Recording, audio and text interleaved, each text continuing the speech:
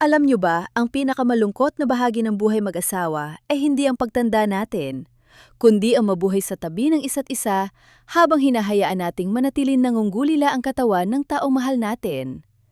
May isang katotohanan na nais kong ibahagi sa inyo ngayon, at ito ay ang karamihan sa atin, lalo na ang mga kalalakihan, ay maling-mali ang paraan ng paglapit sa katawan ng kababaihan.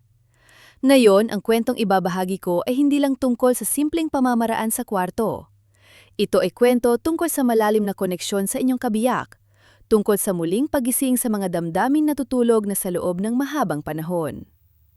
Gaano katagal na noong huli mong nakitang talagang masaya at nagniningning ang iyong asawa sa inyong mga pribadong sandali? O ginagawa niyo na lang ba ito bilang obligasyon? O mas malala, iniiwasan ang isa't isa dahil sa takot na mahusgahan? Ang pangalan ko ay Dr. Marisa. Isa akong doktor at eksperto sa marriage counseling na may higit sa 25 taong karanasan sa pakikinig sa mga pinakatatagong hinaing ng mga mag-asawa. Sa loob ng panahong iyon, ang pinakamabigat na bagay para sa akin ay ang katahimikan. Ang katahimikan at ang takot na mahusgahan ang mga gusto ng isa't isa ang dahilan kung bakit nawawala ang mga pinakamahalagang sandali natin. Ngayon, samahan ninyo akong buksan ang lihim na pintuang iyon. Mag-relax at makinig ng mabuti, dahil ang sasabihin ko ay maaari maging susi para tuluyang mabago ang inyong pagsasama anuman ang inyong edad. Bago tayo pumunta sa detalye, kailangan nating intindihin ang isang pangunahing prinsipyo na madalas nalilimutan ng 99% ng mga lalaki. Ito ang prinsipyo ng seguridad at pagtanggap. Ang katawan ng babae, lalo na sa mga may edad na, ay hindi gumagana parang switch ng ilaw na kapag pinindot ay iilaw agad. Para itong isang hardin na kailangang dahan-dahang diligan at painitin. Ang pinakamalaking pagkakamali ay ang pagmamadali at pagtutok agad sa huling layunin. Kapag hinawakan mo siya na ang nasa isip mo, ay solusyonan agad ang iyong pangangailangan, kusa na magsasara ang katawan niya bilang proteksyon. Isipin niyo ito, kung naglalakad kayo sa isang tahimik na gubat, at biglang may malakas na ingay o may kamay na humablot sa inyo, ano ang una niyong reaksyon? Magugulat at mapapaatras kayo. Ganoon din ang katawan ng babae. Ang direktang paghawak sa maselang bahagi ng walang emosyonal na paghahanda ay magdadala lang ng pagkailang o minsan ay sakit at hapdi. Ang unang sikreto para gisingin ang kanyang damdamin ay huwag agad hawakan ang lugar na gusto mong hawakan. Magsimula sa mga lugar na malayo roon para magpadala ng senyales ng seguridad sa kanyang isipan. Hayaan niyong ikwento ko sa inyo ang tungkol sa isang mag-asawang lumapit sa akin, sina Ramon at Tess. Kasal na sila ng 28 taon at sa huling 15 taon, halos wala na silang buhay sa kwarto. Si Ramon, 58 anyos, ay lumapit sa akin na bakas ang kawalan ng pag-asa. Sabi niya, parang wala nang nararamdaman ang asawa niya, palagi itong may dahilan para tumanggi o kaya ay tahimik na lang na nagtitiis. Akala ni Ramon dahil sa edad o menopause kaya nawala na ng gana si Tess. Pero nang makausap ko ng sarilinan si Tess, iba ang katotohanan. Hindi nawala ng gana si Tess, takot lang siya.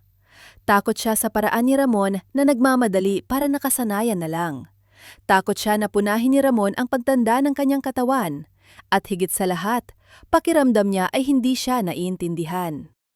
Ang problema nila, tulad ng maraming mag-asawa, ay hindi nila masabi ang gusto nila dahil sa takot na mahusgahan.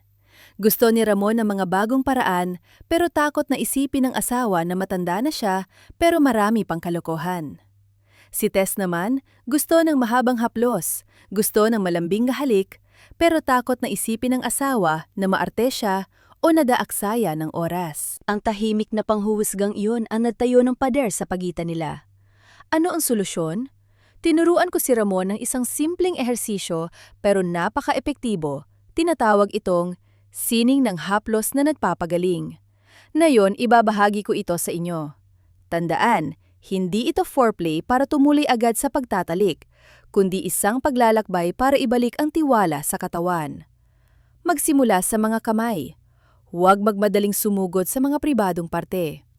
Hawakan ang kanyang mga kamay.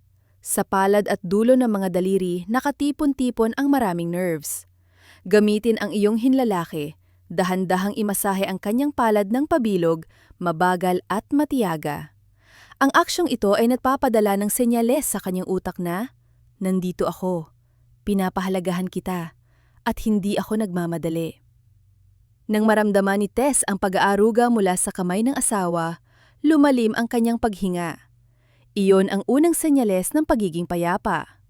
Sumunod ay ang balikat at likod. Dito dinadala ng mga babae ang bigat ng buhay, mula sa gawaing bahay, mga anak, hanggang sa trabaho. Madalas matigas ang muscles dito. Hayaan siyang dumapa o sumandal sa iyo. Gamitin ang buong palad na mainit para haplusin mula sa batok pababa sa baywang. Isipin na ang kamay mo ay mainit na tubig na dumadaloy sa mga pagod na bato. Ang diin ay dapat mabigat at mainit pero hindi masakit. Sa sandaling ito, bawal na bawal ilagay ang kamay sa harap para hawakan ang dibdib o ibaba. Ang pagpipigil mo ang pinakamalakas na pampagana sa kanya. Sinasabi nito na nirerespeto mo ang kanyang boundaries at mas mahalaga sa iyo ang kanyang ginhawa kaysa sa sarili mong kasiyahan. Pagkatapos pakalmahin ang likod, bigyang pansin ang isang lugar na madalas nalilimutan ng mga lalaki. Ang batok at ang hairline o tinutubuan ng buhok sa leeg. Ito ay isa sa mga pressure points ng emosyon. Gamitin ang dulo ng mga daliri para dumaan na para hanging amihan sa kanyang batok, hawiin ng kaunti ang kanyang buhok. Ang mararamdaman niyang kilibot ay dadaloy sa kanyang gulugod. Sa oras na iyon, ang mga hormones ng kaligayahan tulad ng oxytocin ay magsisimulang lumabas na magpapalambot sa anumang higpit at stress. Bumalik tayo sa kwento ni Ramon at Tess. Matapos ang 2 linggo ng paggawa ng ehersisyo na puro haplos lang sa kamay, likod at batok, nang walang hinihihing kapalit na pagtatalik, nagkwento si Ramon sa akin na gulat na gulat. Sabi niya, "Doktor, noong minamasahe ko ang balikat niya kagabi, sa unang pagkakataon sa loob ng 15 taon, kusa siya humarap at niyakap ako. Iba ang tingin ng mga mata niya, nagniningning at malambing gaya noong bagong kasal kami." Nagkwento rin si Tess na noong naramdaman niyang walang presyo na gawin yon, doon siya napanatag na buksan ang loob niya. At kapag malaya ang isipan, kusa ring bumabalik ang natural na reaksyon ng katawan, bagay na akala niya ay nawala na dahil sa menopause. Anong aral dito? Ang pagmanasa ng babae ay nagsisimula sa isip at puso. Kung hindi mo mabubuksan ang pinto ng kanyang kalooban gamit ang seguridad at pasensya, hindi mo magigising ang kanyang katawan. Huwag husgahan na siya ay nanlalamig. Tanungin ang sarili kung naging sapat ba ang iyong pasensya para painitin siya. Ngayon, kapag naitatag na ang tiwala, siya ka palang tayo uusad sa mga mas sensitibong bahagi. Pero tandaan, sundin pa rin ang prinsipyo. Mula sa labas papasok, mula sa malayo palapit. Ang susunod na lugar na dapat tuklasin ay ang hita, inner thighs, at ang puson. Ito ang hangganan, ang lugar kung saan nagpapalit mula sa simpleng lambingan patungo sa pagnanasa. Maraming lalaki ang nagkakamali sa paghawak sa hita ng asawa. Madalas ay pinipisil nila ito ng malakas o minamadali ang haplos. Ang balat sa panloob na hita ng babae ay napakanipis at sensitibo. Gamitin ang loob ng mga daliri at dahan-dahang haplusin mula tuhod paitaas mabagal. Pero huminto sa ligtas na distansya, mga isang dangkal mula sa masilang bahagi. Tapos ay haplusin ulit pababa. Ang paulit-ulit na ito ay lumilikha ng pananabik. Tinutukso mo ang kanyang pakiramdam na para bang sinasabi ng katawan niya, "Sige pa, lumapit ka pa." Pero hindi ka pa lumalapit. Ang paghihintay na iyon ang pinakamataas na uri ng pagpukaw ng damdamin. Huwag kalimutan ang puson, sa ibaba lang ng pusod. Ito ang sentro ng enerhiya ng babae. Ipatong ang mainit mong palad doon, haplusin ng pabilog. Hindi lang ito nakakatulong sa daloy ng dugo at pampapainit ng matris, kundi lumilikha din ito ng malalim na koneksyon. Habang nakapatong ang kamay mo sa tiyan niya, tignan siya sa mata o bumulong ng tapat na papuri. Ang lambot pa rin ng balat mo. O simpleng, "Mahal kita." Ang mababang boses mo kasabay ng init ng iyong kamay ay liliha ng vibration na tatago sa kanyang puso. Marami lalaki na sa middle age ang nawawala ng tiwala sa sarili dahil sa isyu ng paninigas, kaya madalas gumagamit ng gamot at gusto nilang tapusin agad. Pero nakakalimutan ninyo, ang pinakamalakas sa sandata ng lalaki ay wala sa ibaba ng baywang, kundi nasa mga kamay, labi at pagiging sensitibo. Ang mga babae, lalo na sa ating kultura, ay madalas hindi nagsasabi, pero sabik na sabik silang haplusin at ituring na parang isang kayamanan. Gusto niyo bang ipagpatuloy ko ang pagbabahagi tungkol sa mga mas pribadong bahagi? Paano lagpasan ang hiya sa mga tinatagong gusto niyo na hindi niyo masabi? At ang tehnik para mabigyan ng sukdulang kasiyahan ang inyong asawa? Matapos nating mabuo ang koneksyon at seguridad sa pamamagitan ng paghaplos sa kamay, likod, batok at hita, ang katawan ng babae ngayon ay parang isang bulaklak na nagsisimula ng ibuka ang mga unang talulot nito. Pero para tuluyang mamukadkad ang bulaklak na iyon, kailangan nating abutin ang mas malalim na antas ng emosyon at katawan. Dito natin kakaharapin ang isa pang malaking hadlang, ang hiya sa mga lihim na gusto. Sa kwento ni Ramon at Tess, isa sa pinakamalaking problema ay ang pananahimik tungkol sa mga pribadong kagustuhan. Inamin sa akin ni Tess na minsan, gusto niyang hawakan ng asawa ang kanyang dibdib sa ibang paraan. Hindi yung parang minamasahe ng mabilis, kundi mga dampi lang ng dulo ng dila o mainit na hininga. Pero hindi niya masabi. Takot siyang isipin ni Ramon na marami siyang hinihini. Si Ramon naman, gusto ring sumubok na ibang posisyon para hindi sumakit ang likod at tuhod niya. Pero takot na hindi pumayag ang asawa. Pareho silang nanghuhula at sa huli, pinipili ang pinakaligtas na paraan, ang nakasanayan at nakakasawang gawain. Para basagin ang katahimikang ito, iminungkahi ko sa kanila ang isang laro na tinawag kong secret box o kahon ng lihim. Ang bawat isa ay magsusulat ng 3 bagay na gusto nilang gawin ng kapareha para sa kanila o 3 bagay na gusto nilang subukan pero hindi masabi. Ilalagay ang mga papel sa isang kahon at bawat linggo ay bubunot sila ng isa para gawin ng sabay. Ang pinakamahalagang panuntunan, walang husgahan. Anuman ang nakasulat, tanggapin ito ng bukas ang isip. Nakakagulat ang naging resulta. Sa isang papel ni Tess, sinulat niya, "Gusto kong halikan mo ang mga stretch marks sa tiyan ko." Natigilan si Ramon na mabasa niya iyon. Hindi niya inakala na ang mga bakas ng panganganak ay ganoon kalaking ikinahihiya ng asawa niya. At noong gabing yon, ginawa niya mismo iyon. Hinalikan niya ang bawat guhit at ibinulong kay Tess na iyon ang pinakabanal at pinakamagandang marka.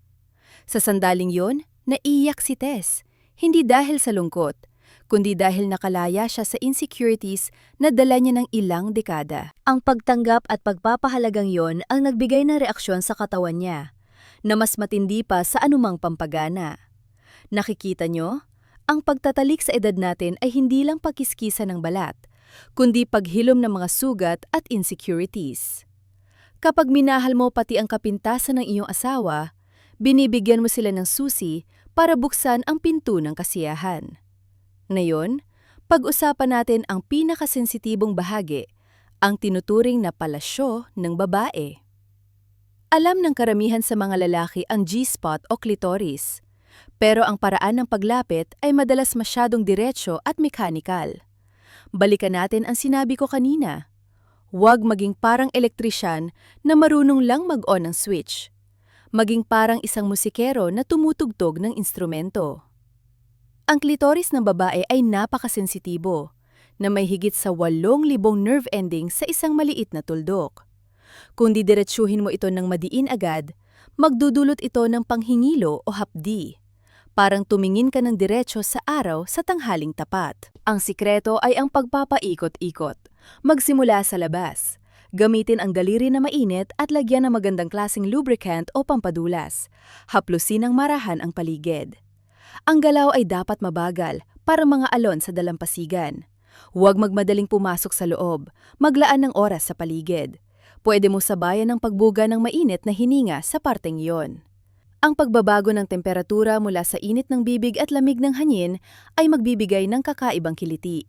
Kapag naramdaman mong gumagalaw na ang kanyang balakang at bumibilis ang hininga, Iyon ang senyales na inaanyayahan ka na niyang lumalim. Isang technique na madalas kong ipayo ay ang pull and release.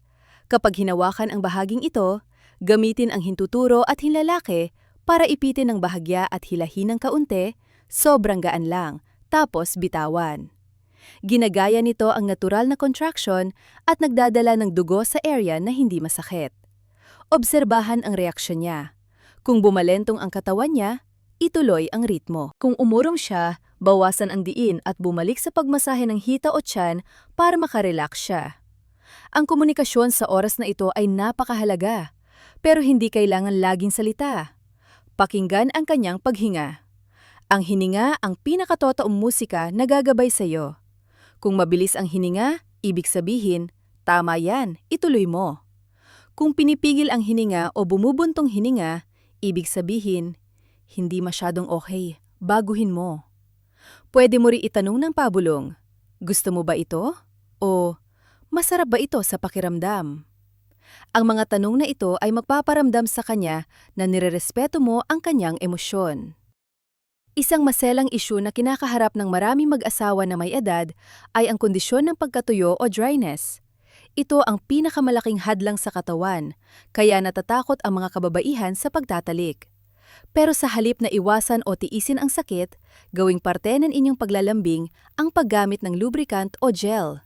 Huwag itong ipuslit na parang isang bagay na dapat ikahiya. Ilagay ang gel sa iyong palad, kuskusin para uminit, at ipahid sa kanyang katawan na parang isang mamahaling massage oil. Sabihin sa kanya, gusto kong maging maayos, madulas, at komportable ang lahat para sa iyo. Ang ganitong diskarte ay ginagawang kilos ng pagmamahal ang isang pisikal na hadlang. At sa huli, huwag na huwag kakalimutan ang halik. Ang halik ang sukatan ng damdamin. Maraming matagal na mag-asawa ang nakalimot na sa deep kissing o ang malalim na paghalik. Puro smack na lang sa pisingi o kaya ay nilalagpasan na ito para dumiretso sa main event. Pero ang halik sa labi, kung saan nagtatagpo ang inyong mga dila, ang pinakamalakas na paraan para pag-ugnayin ang inyong mga isipan. Halikan siya ng buong puso at pagnanasa gaya noong unang panahon, hayaan mong ang halik ang magturo ng susunod na mangyayari. Kapag nagdikit ang inyong mga labi, ang lahat ng agwat ng edad at mga tampuhan sa araw-araw ay maglalaho. Bumalik tayo kina Ramon at Tess. Matapos ang 3 buwan ng matyagang pagsunod sa mga maliliit na pagbabagong ito, mula sa paraan ng paghawak, komunikasyon, hanggang sa pag-intindi sa katawan ng isa't isa, tuluyang nagbago ang kanilang buhay. Hindi na nararamdaman ni Ramon ang presyo na patunayan ang kanyang pagkalalaki sa marahas na paraan. Nabalik naman ni Tess ang kanyang kumpiyansa at saya sa buhay mag-asawa. Na-realize nila na ang sex sa edad nila ay hindi tungkol sa pabilisan o padamihan, kundi tungkol sa kalidad ng koneksyon. Mas mabagal, mas malalim, pero mas mainit at mas matibay. Mga kaibigan, ang katawan ng babae ay isang hiwaga, at ang lalaking marunong tumukla sa hiwagang ito na may respeto at pasensya, ang tunay na lalaking may prinsipyo.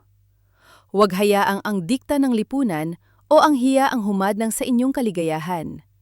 Maging matapang na harapin ang mga lihim na gusto ng isa't isa, mag-usap, makinig, at higit sa lahat, maghawakan gamit ang inyong puso. Natahak na natin ang mahabang paglalakbay mula sa pag-intindi sa sikolohiya, pagbuo ng tiwala, hanggang sa mga tehnik ng maselang paghaplos para gisingin ang katawan ng babae.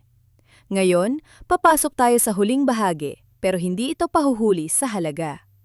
Paano mapapanatili ang harmonya ng katawan sa paraang matagal, ligtas at kasiya siya, lalo na kapag ang kalusugan at liksi ay hindi na gaya noong kabataan. Dito natin kailangan ang talino at pagiging malihain sa pagpili ng posisyon at ritmo.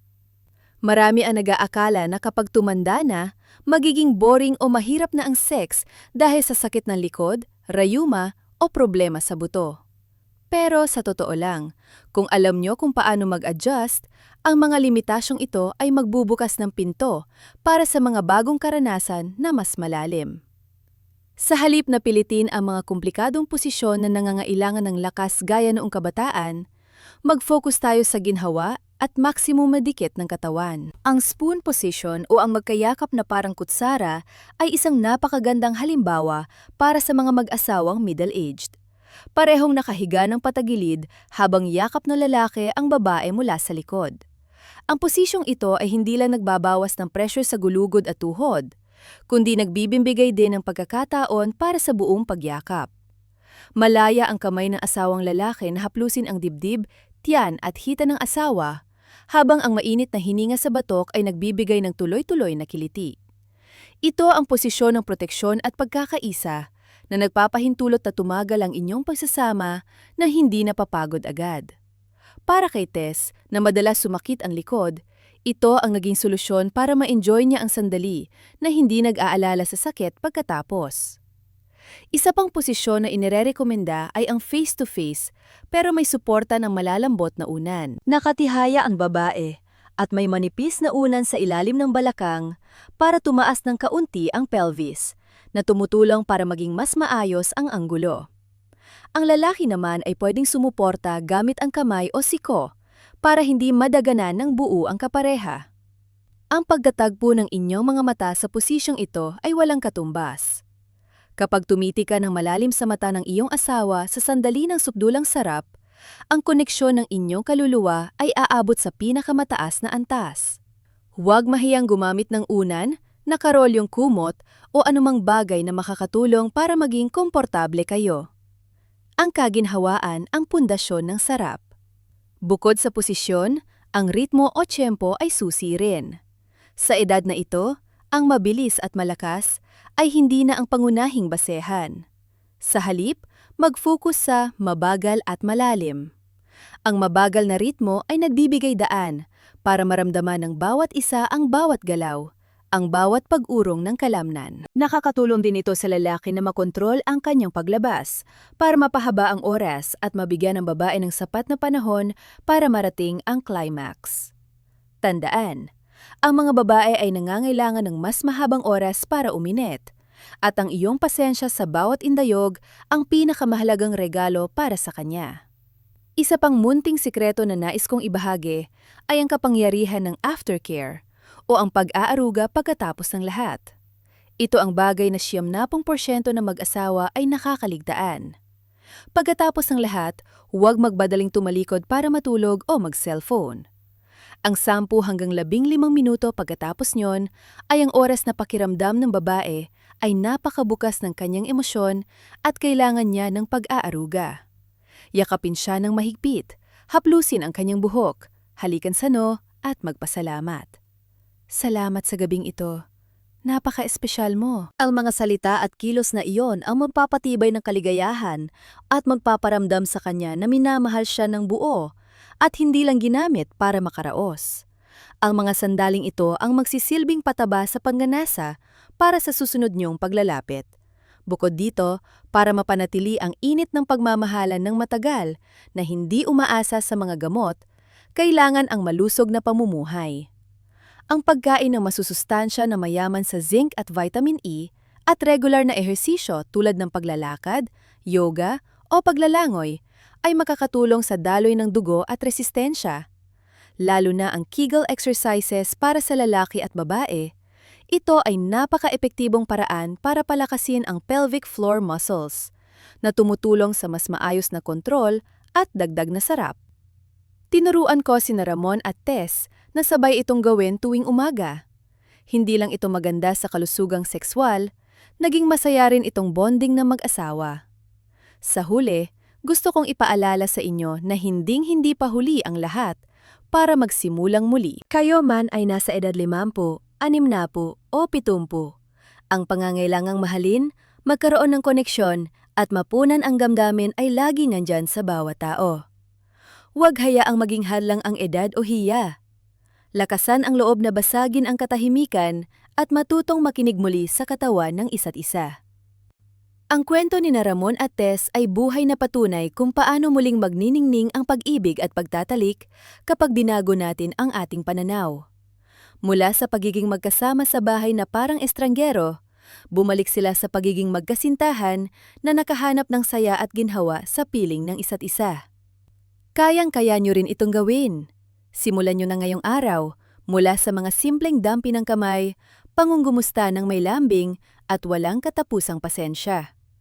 Gawin ninyong santuwaryo ng seguridad at kaligayahan ang inyong kwarto, lugar na walang panghuhusga, kundi puno ng pagmamahal at pag-uunawaan. Maraming salamat sa pakikinig sa aking mga ibinahagi ngayong araw. Sana ang mga kaalaman at kwentong ito ay magsilbing inspirasyon para mapanibago ang inyong pagsasama. Huwag kalimutang mag-subscribe sa channel at pindutin ang bell notification para hindi mahuli sa mga susunod na video, kung saan magbabahagi pa ako ng maraming sikreto tungkol sa kalusugan at pamilya. At kung nakatulong ang video na ito, i-share nyo ito sa inyong asawa o sa mga kaibigang naghahanap ng muling pag-alab ng pagmamahal. Hangad ko ang inyong walang hanggang kaligayahan.